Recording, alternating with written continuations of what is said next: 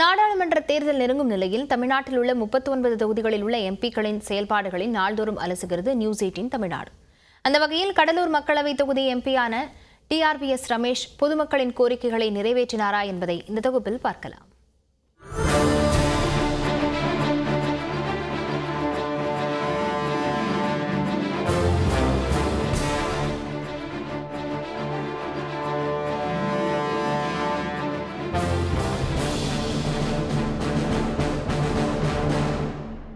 முந்திரியும் பலாவும் கொலை கொலையாக ஒருபுறம் காய்த்து தொங்க, மறுபுறம் துள்ளித் தெறிக்கும் மீன்களை பிடிக்கும் தொழிலையும் ஒருங்கே பெற்ற மாவட்டம்தான் கடலூர்.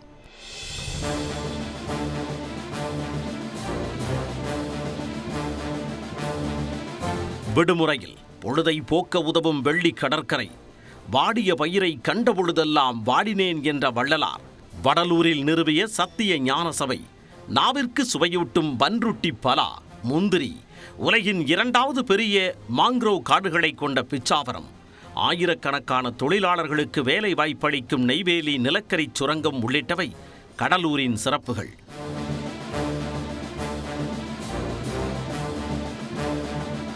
தமிழ்நாட்டின் 26வது நாடாளுமன்ற தொகுதியாக உள்ள கடலூரில் திட்டக்குடி, விருத்தாச்சலம், நெய்வேலி, பன்ருட்டி, கடலூர், குறிஞ்சிப்பாடி என 6 சட்டமன்ற தொகுதிகள் உள்ளன.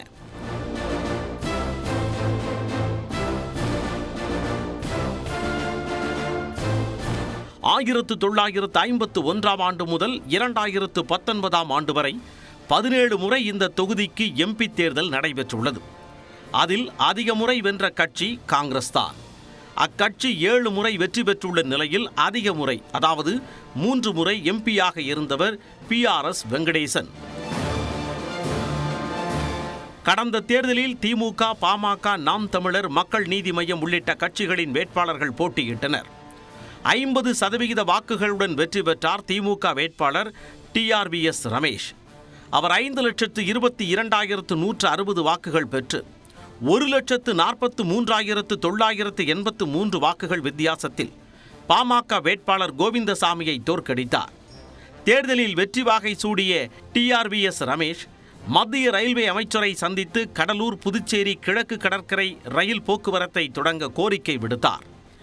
அதன்படி கிழக்கு கடற்கரை ரயில் பாதை அமைக்க மத்திய அரசு நிதி ஒதுக்கீடு செய்துள்ளது. மேலும் ஆன்லைன் மூலம் மருந்துகள் விற்பனை செய்யப்படுவதை தடுக்க வேண்டும் என நாடாளுமன்றத்தில் கோரிக்கை வைத்தார். இருப்பினும் அவர் அளித்த தேர்தல் வாக்குறுதியின்படி பன்ருட்டியில் முந்திரி ஏற்றுமதி மண்டலம் மற்றும் மருத்துவக் கல்லூரி அமைத்து தரப்படவில்லை. அத்துடன் சிப்காட் தொழிற்பேட்டையில் சுத்திகரிப்பு ஆலை, கடலூரில் காகித தொழிற்சாலை மற்றும் தகவல் தொழில்நுட்ப பூங்கா எதுவும் அமைக்கப்படவில்லை. மேலும் கடலூர் அரசு மருத்துவமனையில் புற்றுநோய் சிகிச்சை பிரிவு கொண்டு வரப்படவில்லை என்பதோடு 8 ஆண்டுகளாக கிடப்பில் இருக்கும் விக்கிரவாண்டி, தஞ்சாவூர் தேசிய நெடுஞ்சாலை திட்டத்தை முடிக்கவும் எந்த நடவடிக்கையும் எடுக்கவில்லை. அந்த வகையில் கடலூர் திமுக MP ரமேஷ் 0 மதிப்பெண் மட்டுமே பெற்றுள்ளதாக தெரிவித்துள்ளார் அதிமுக முன்னாள் தொழில்துறை அமைச்சர் MC சம்பத். கண்டா வர சொல்லுங்கன்னு ஒரு போஸ்ட் ஓட்டிருக்கு. அது 1 மாசத்துலேயே அவர் 5 ஆண்டுக்கு முன்னாடியே 2019 எப்போ தேர்ந்தெடுக்கப்பட்டாரோ அப்பவே ஓட்ட வேண்டிய விஷயம். இப்போதான் கண்டா வர சொல்லுங்கன்னு ஒரு போஸ்ட்டை பார்க்குறேன். அங்கே எங்கேயுமே காணல MP. நாங்கள் ஒட்டுமொத்தமாக மக்கள் சேவையில் மிக மிக மிக 0 மார்க்.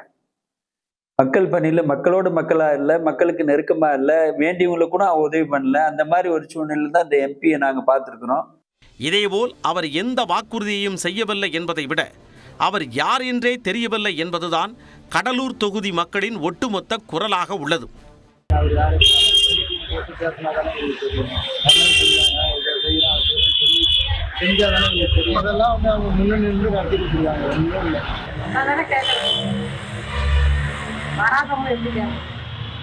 இது வரைக்கும் நான் பார்த்ததே இல்லைங்க. சொல்ல போனா ஞாபகமே இல்லை. 5 வருஷம் முடியவே போகுது. இது வரைக்கும் யாருமே இது வரைக்கும் மைண்ட்லேயே வரல. எங்களுக்கு யாருமே தெரியாது. இன்னொன்று எங்களை வந்து பார்த்துதானே எங்களுக்கு யாருன்னு தெரியும். எந்த கட்சி அவர் எந்த கட்சின்னு யாருக்கு தெரியும், எந்த ஊருன்னே தெரியாது. இன்னொன்று எங்கே வந்து பார்த்துக்காரு, விருதாச்சலத்தில் ஒரு மீட்டிங் போட்டுக்காரா, யாரும் மீட்டிங்கில் வந்து பேசிக்காரா, எதுவுமே கிடையாது. அவர் இது வரைக்கும் நான் பார்த்ததில்லை. அவர் இந்த பக்கம் வந்த மாதிரியும் இல்லை, நான் கேள்விப்பட்ட மாதிரியும் இல்லை. எதுவும் செஞ்ச மாதிரியும் தெரியல. செஞ்சாதாங்க நம்ம மனசுல நிற்கும். நடுவு பிரச்சனை ஆட்டாரு. அதுக்கு முன்னாடியும் சரி, அதுக்கு அப்புறமும் சரி, இதுவரை விருதாச்சலம் பக்கம் வந்ததே கிடையாது. எங்களுக்கான அடிப்படை தேவை எதுவும் செஞ்சதே கிடையாது. தொழிற்சாலை கேட்டோம், இந்த குளத்தை தூர்வார சொன்னோம், தனி மாவட்டம் பிரிக்க சொன்னோம், கல்லூரி அமைக்கிறேன்னாங்க. ஓட்டு போட்டதோட சரி, அதுக்கான நலத்திட்ட உதவி கிடையாது. அவர் ஃபர்ஸ்ட் தொகுதி பக்கம் வரல, ஓட்டு வாங்கிட்டு போனாரு. அதோட இது வரைக்கும் இன்னும் ஒரு நாள் பக்கம் வரல. உங்களுக்கு என்ன தேவை? இந்த அடிப்படை வசதின்றது அப்படிலாம் ஒரு எதுவுமே கிடையாது. இந்த சைடு ஆறு பூரா தூர்வாராம இருக்கு, இந்த பக்கம் முளைச்சிட்டு கிடக்கு, எந்த ஒரு இதுவும் கிடையாது. திமுக எம்பி ரமேஷ் கடந்த 5 ஆண்டுகளில் பொதுமக்களை சந்திக்கவில்லை என்பதை தாண்டி திமுக சார்பில் நடைபெற்ற கூட்டங்களில் கூட பங்கேற்கவில்லை என்பதே இந்த தொகுதி மக்களின் கருத்தாக உள்ளது. வரும் தேர்தலில் திமுக கூட்டணி அதிமுக, பாஜக, நாம் தமிழர் என 4 முனை போட்டி ஏற்படும் சூழல் இருக்கிறது.